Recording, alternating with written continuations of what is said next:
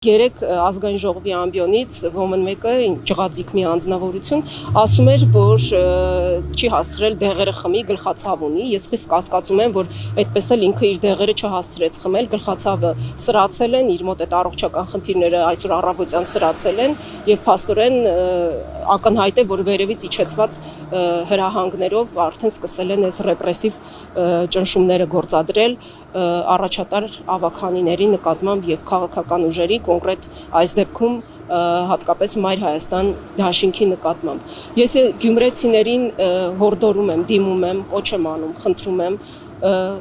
գնալ ընտրությունների անպայման, շատ ուշադիր լինել, խոհեմ լինել, որովհետև իրենց քվեից շատ բան է կախված։ Այսօր Գյումրիում սովորական ավականու արտերտ ընտրություններ տեղի չեն ունենում։ Այսօր շատ լուրջ քաղաքական, նույնիսկ աշխարհաքաղաքական ընտրություններ են տեղի ունենում, որովհետև ամբողջ աշխարհը հիմա կենտրոնացած նայում է Գյումրիի ընտրությունների արդյունքներին եւ այդ ընտրությունների արդյունքներից շատ բան է կախված լինելու։ Հետևաբար գյումրեցիները պետք է հասկանան, որ իրենց քվեով շատ լուրջ հարց են լուծելու, որովհետև եթե հնարավոր լինի Գյումրիում ԿՊ-ին իշխանազրկել, ապա այդ գործընթացը շատ սահուն կերպով արդեն կարելի է տեղափոխել ամբողջ Հայաստան եւ ի վերջո մենք կարողանանք ազատվել այս ապիկար իշխանություններից։